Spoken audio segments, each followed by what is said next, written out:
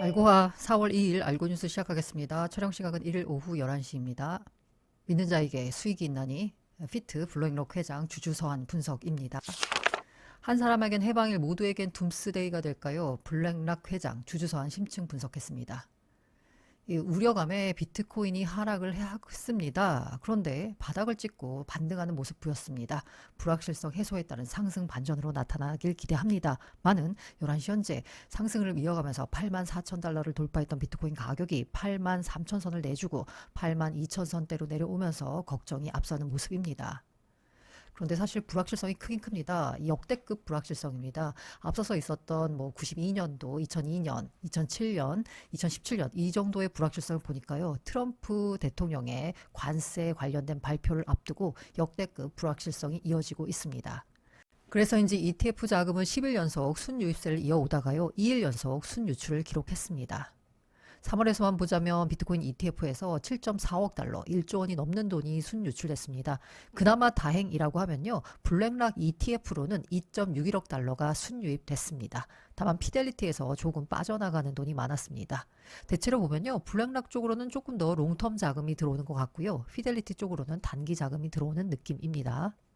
또 다행이라면요. ETF 보유자는 평균 17% 미실현 수익을 기록 중에 있다라고 합니다. 온체인 데이터상에서 나타난 마지막으로 이동한 비트코인 ETF로 이동한 그 가격대를 봤더니요. 여전히 평균적으로 17% 수익 중에 있습니다.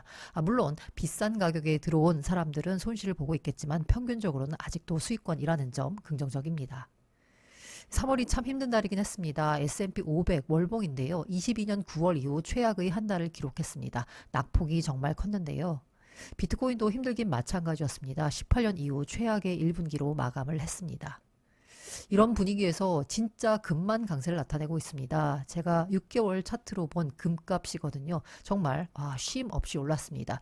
대체로 모든 자산이 트럼프 취임일 1월 20일 이후로 꺾이는 모습을 보여줬는데 금은 아랑곳 없이 다시 상승세를 이어가면서요. 3,100달러를 돌파하고 연일 사상 최고치를 경신하고 있습니다.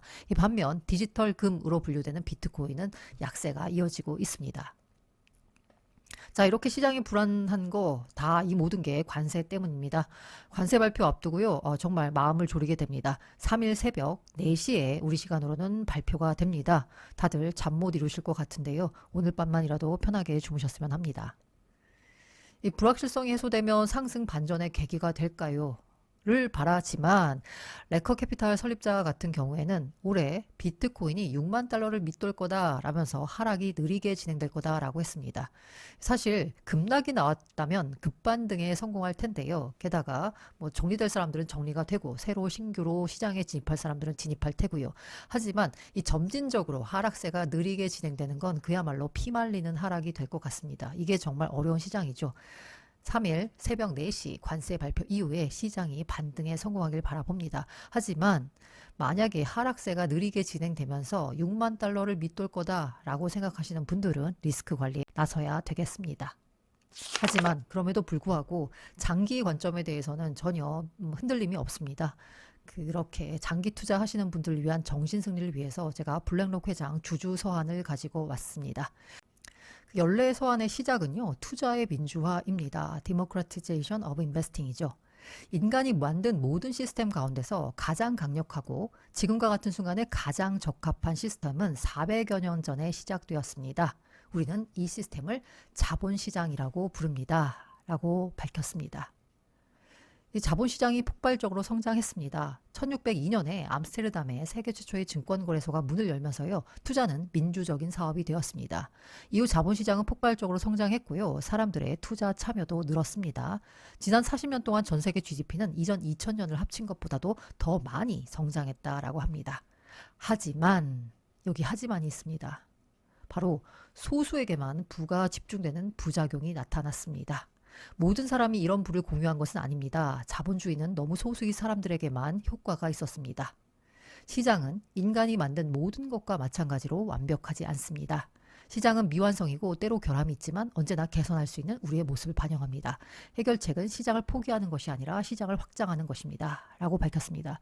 사실 자본시장, 자본주의라는 건 아름답고 현재 인간이 만든 시스템 중에서 가장 효율적이지만 문제가 있다라는 겁니다. 그렇게 문제가 있는 시스템이라면 과연 그 시장을 포기해야 될까요? 그게 아니라 문제를 해결하기 위해서는 오히려 시장을 확장해야 한다라는 게 레리 핑크의 회장입니다. 시장을 확장한다는 건 무슨 의미일까요? 예, 바로 투자를 더욱 민주화해야 한다라는 겁니다. 투자를 민주화하기 위해선 방법은 두 가지가 있습니다. 기존 투자자들이 제한되었던 시장의 일부에 접근할 수 있도록 지원한다라고 합니다. 기존 투자자들이 제한되었던 시장의 일부, 과연 뭐일까요? 뒤에 얘기가 나옵니다. 또한 더 많은 사람들이 처음부터 투자자가 될 수 있도록 지원한다라는 겁니다. 이 얘기도 뒤에 나옵니다. 그래서 레리 핑크가 내린 답은 겁니다. More investment, more investors. That's the answer. 더 많은 투자, 더 많은 투자자. 그것이 답입니다. 라고 밝혔습니다. 처음부터 우리는 사람들이 더 나은 투자를 할 수 있어야 더 나은 삶을 살 수 있다고 믿었고 이것이 바로 우리가 블랙락을 설립한 이유입니다. 라고 하면서 레리 핑크 회장은 블랙락의 설립 이유를 더 많은 사람들이 더 많은 투자 기회에 접근할 수 있도록 하기 위해서 블랙락을 만든 거다라고 했습니다. 블랙락은 말 그대로 공모펀드 운용사입니다. 여기서 잠깐 그 레리 핑크 회장을 보자면요. 출신은 바로 사모펀드인 블랙스톤 출신입니다. 이 블랙락은 1988년 블랙스톤 내부에서 채권 운용사로 출발해서요. 94년에 독립을 했습니다. 자, 블랙스톤은 사모펀드입니다. 블랙락은 공모펀드 회사입니다. 자, 사모펀드 같은 경우에는요. 특정인으로부터 그러니까 소수 부자들한테만 투자금을 모아서 그들한테 비싼 수수료를 받고 운영하는 겁니다. 다시 말해서 사모펀드는 소수에게만 투자 기회를 제공하는 약간의 독점적인 펀드다라고 볼 수 있습니다. 반면에 블랙락은요. 아주 싼 마진을 먹으면서 더 많은 투자자의 접근을 가능하게 하는 공모펀드입니다. 예를 들어서요. 블랙스톤 같은 경우에는 2N20 전략으로요. 고객 자산에 연간 약 1.5에서 1.75%의 관리 수수료를 물립니다. 자, 이거는 돈을 벌었건 안 벌었건 상관없이 무조건 떼는 수수료입니다. 여기에다가 만약에 돈을 벌면 그 번 돈의 20%를 취득하는 고마진 사업에 집중했습니다. 그러니까 소수를 대상으로 해서 그 소수를 위해서 돈을 벌어주면 그게 바로 회사의 이익과 연결되는 비즈니스 모델입니다. 반면에 블랙락은 ETF 같은 저마진 대중적 상품 투자에 주력해 왔습니다. 그러니까 최대한 많은 사람들이 접근할 수 있는 공모펀드, 대표적으로 ETF 같은 게 있겠죠. ETF를 중점적으로 운영해 오는 것이 바로 블랙락입니다. 특히나 ETF 같은 상품은요. 모든 투자자에게 투자 시장에 쉽게 접근할 수 있는 기회를 제공하는 금융상품이다 라고 볼 수 있습니다. 이렇게 되니까요. 블랙락 같은 경우에는 운용자산 규모가 11조 달러, 1경 원이 넘습니다. 훌쩍 웃돌죠.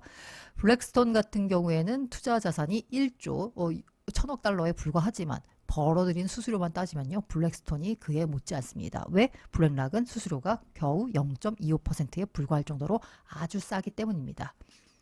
어쨌든 블랙락, 레리 핑크 회장이 꿈꾸는 건요. 모든 일반 투자자가 모든 가능한 수익률이 높은 시장에 접근할 수 있도록 기회를 만들어주는 겁니다. 그런데 모든 투자자가 접근이 어려운 시장이 있습니다. 바로 그게 프라이빗 마켓이죠. 사모 시장입니다. 그런데 사모 시장의 개척도 블랙락이 선도하겠다라고 밝혔습니다. 400년에 걸친 금융혁신에도 불구하고요. 대부분의 자금 조달은 자본시장이 아닌 은행, 기업, 정부에서 이루어졌습니다. 데이터 센터, 항만, 전력망 등 인프라 투자는 일반 투자자들의 몫이 아니죠. 이런 인프라 투자는 사모시장에만 개방돼 있었습니다. 하지만 블랙락이 보기에 세상이 달라지고 있고요. 자본시장, 그러니까 일반 투자자들로부터 자금을 모으는 그걸 통해서 은행 등과 동등한 자본 공급원으로 어깨를 나란히 할 수 있다라는 겁니다. 앞으로 커지는 인프라 시장의 규모가 어마어마합니다. 68조 달러 규모가 2040년까지 예정돼 있거든요. 그런데 지금까지는 이러한 인프라 시장에 사모 시장에만 개방돼 있었으나 앞으로는 공모 시장에도 이걸 개방할 수 있도록 자신들이 노력하겠다. 블랙락이 선도하겠다라고 밝힌 겁니다.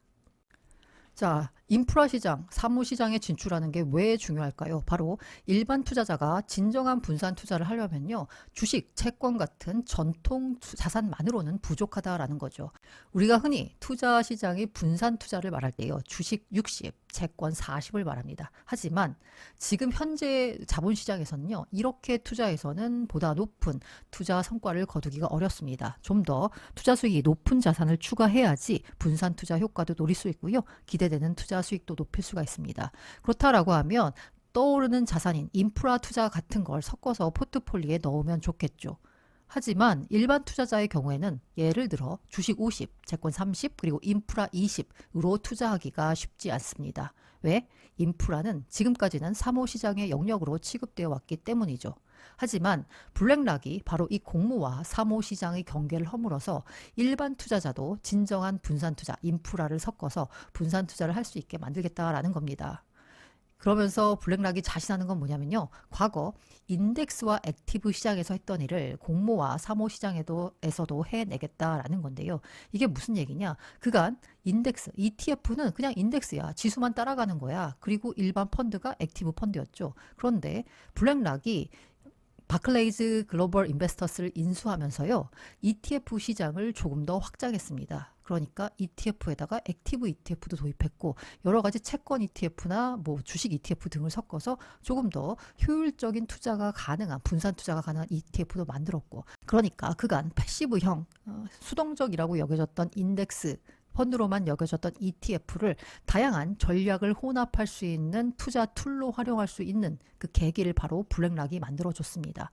그러니까 이 인덱스와 액티브 시장을 블랙락이 섞었다. 혼합했다라고 할 수 있는데요. 그 일을 바로 지금 공모시장과 사모시장에서도 블랙락이 해내겠다라는 겁니다. 그리고 그 사모시장의 대표적인 영역은요. 바로 인프라 투자 영역이 되겠습니다. 최근에 파나마 운하를 인수한 곳이 바로 어디냐? 이 블랙락 컨소시엄이었습니다. 바로 사모시장에 진출을 알린 거다라고 볼 수 있습니다. 그리고 투자 민주화 관점에서 레리 핑크 회장은 은퇴 계좌 얘기를 강조했습니다. 사실 은퇴 계좌는 매우 중요합니다. 블랙락에게도 중요한 게 뭐냐면요. 블랙락 자산의 상당수가 은퇴 계좌로 운영이 되기 때문입니다. 좋은 은퇴 시스템은 사람이 넘어졌을 때 잡을 수 있는 안전망을 제공합니다. 그러니까 뭔가 최후의 안전판 역할을 은퇴 시스템이 해줘야 된다는 거죠. 하지만 더 훌륭한 제도는 뭐냐? 바로 저축을 늘려 해마다 부를 불릴 수 있는 사다리를 제공해야 한다라는 겁니다. 왜냐? 그렇게 은퇴 자산이 불어야만 모든 사람이 투자를 통해 행복과 경제적 자유를 추구할 수 있는 나라, 그것이 바로 경제민주주의의 구현이다라고 레리 핑크 회장은 설명했습니다. 결국 은퇴 계좌에서 중요한 건 투자 수익률을 높이는 겁니다. 이렇게 투자 수익률을 높여야지 좀 더 풍요로운 은퇴 생활을 향유할 수 있겠죠. 아직까지 미국에 있는 많은 은퇴를 앞둔 사람들이 원하는 자산은 200만 달러가 필요하다라고 하지만 그만큼의 자산을 마련한 은퇴자는 거의 없다라고 봐도 무방합니다. 때문에 은퇴 계좌를 잘 울리는 게 이 노후 생활, 미국인들의 노후 생활을 보장하는 수단이기도 합니다. 그런데 문제는 뭐냐면요. 이 401k 같은 퇴직연금에서 보자면 투자 수익률을 높이는 게 가장 중요함에도 불구하고 높은 투자 수익이 기대되는 인프라 등 사모시장에는 투자를 못하는 한계가 있습니다. 그걸 바로 앞서 말씀드렸듯 사모시장과 공모시장의 경계를 허무는 블랙락이 해내겠다라는 거고요.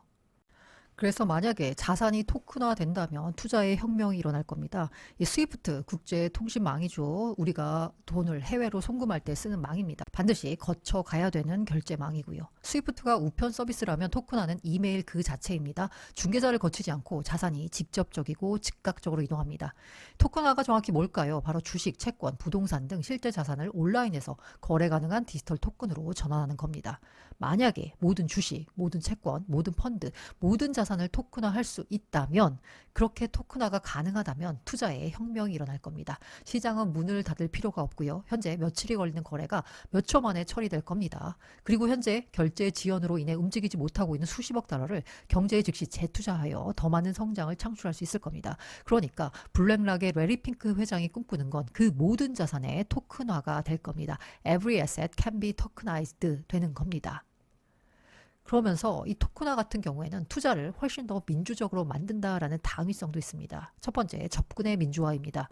토큰화 같은 경우에는 부분 소유권을 허용합니다. 개인 부동산이나 사모펀드와 같이 이전에 접근하기 어려웠던 가치 있는 자산에 투자하는 장벽 중 하나를 낮춰줍니다.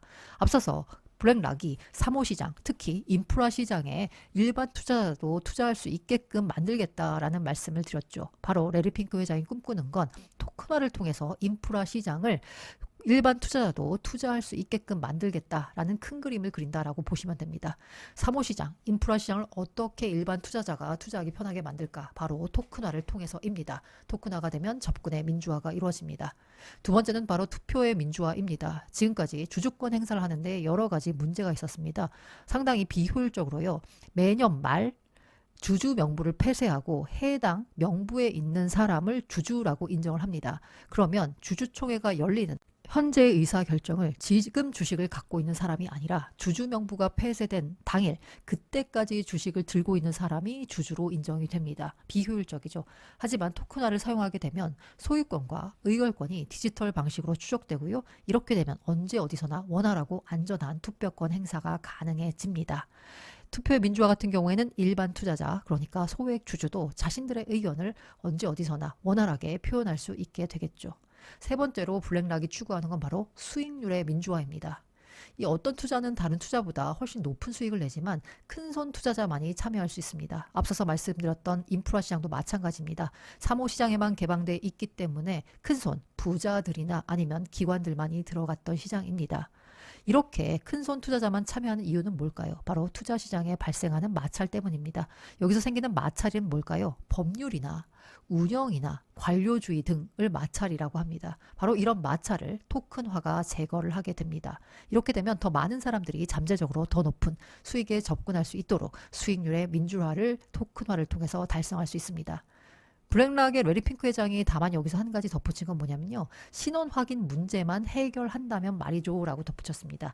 이 얘기는 뭐냐면요. 토큰화 자체나 아니면 토큰화된 금융상품은 자신들과 같은 신원 확인이 가능한, 그래서 자금 세탁 방지가 가능한 전통 금융사가 처리해야 된다라는 걸 강조했다라고 보시면 됩니다. 그러니까 토큰화가 된다. 기술의 영역이 금융에 들어온다라고 해서 기술 기업이 주도권을 갖고 가는 게 아니라요. 자신들과 같은 금융회사가 주도권을 갖고 가야 되는 문제를 한번 짚어줬다라고 볼 수 있습니다. 결론적으로 제가 블랙락의 레리 핑크 회장의 주주 연례 서한을 읽으면서 들었던 생각입니다. 이 블랙락은 토큰화를 통해서 사모시장과 공모시장의 경계를 허물려고 하고 있습니다. 아울러서 분산 투자를 통한 수익률 극대화를 위해서요. 전통자산 이외의 자산들을 자신들의 포트에 추가하고 있습니다. 앞으로 인프라를 토큰화시켜서 인프라 자산을 토큰화해서 포트에 추가하려고 하고 있고요.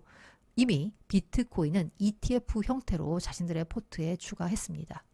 그리고 이들이 관리하는, 블랙락이 관리하는 자산의 상당 부분은 바로 은퇴 계좌에서 나옵니다.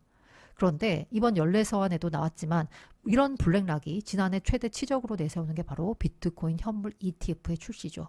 은퇴 계좌에다가 포트 수익률을 높이기 위해서 전통자산 이외의 자산을 편입해야 하는데 현재로서 가장 시의성이 있는, 가장 쉽게 편입할 수 있는 전통자산 이외의 자산은 바로 비트코인 현물 ETF가 될 것 같습니다.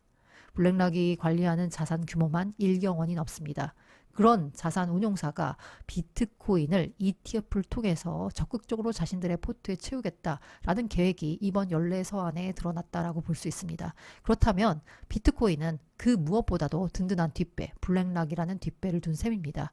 단기 가격 급등락에 일희일비할 필요가 없지 않겠나라는 생각을 하게 되는 지점입니다. 정신승리를 위해서요. 블랙락의 레리 핑크 회장의 주주 연례 서한을 들고 와봤습니다.